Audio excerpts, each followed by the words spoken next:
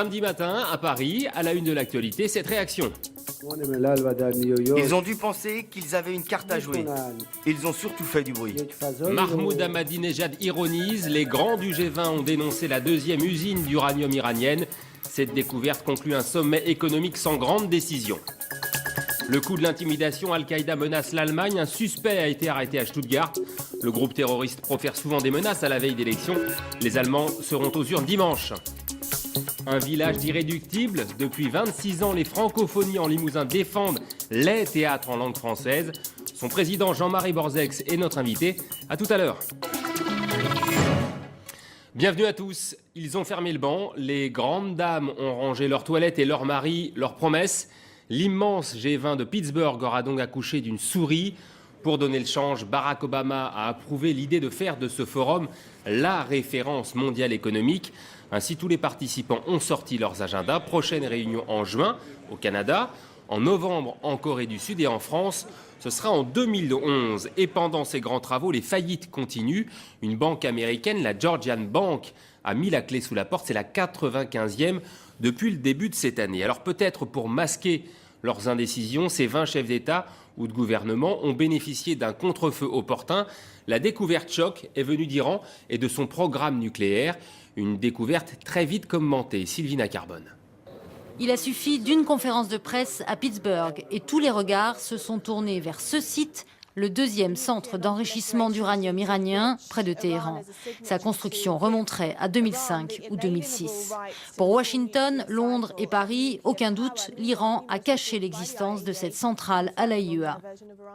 Et si d'ici au mois de décembre, il n'y a pas un changement profond de politique de la part des dirigeants iraniens, des sanctions devront être prises. Il en va de la paix et de la stabilité. J'ai toujours dit que nous n'écartons aucune option quand il s'agit des questions de sécurité nationale américaine. Mais je veux à nouveau insister sur le fait que ma préférence va à une solution diplomatique. La balle est dans le camp de l'Iran. Déjà visé par 3 résolutions du Conseil de sécurité de l'ONU, le régime iranien réfute toute illégalité. Rien de secret dans le nouveau site. Il semble que c'est une grosse erreur. Quand le rapport de l'AIEA sortira, je suis sûr qu'ils regretteront.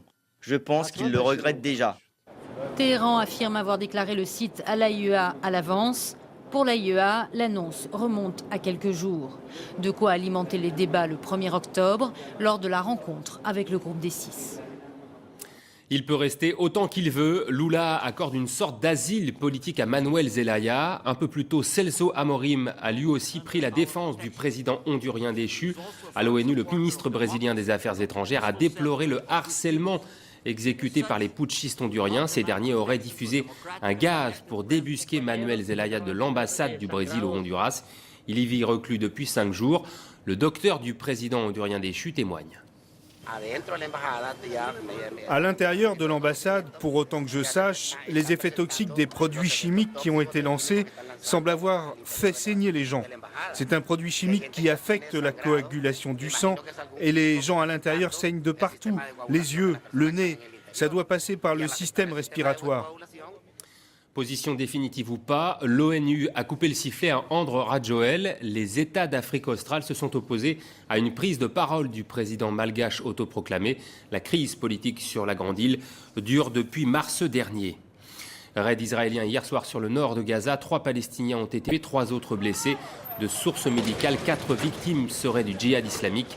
Selon l'armée israélienne, ils s'apprêtaient à tirer des roquettes sur Israël.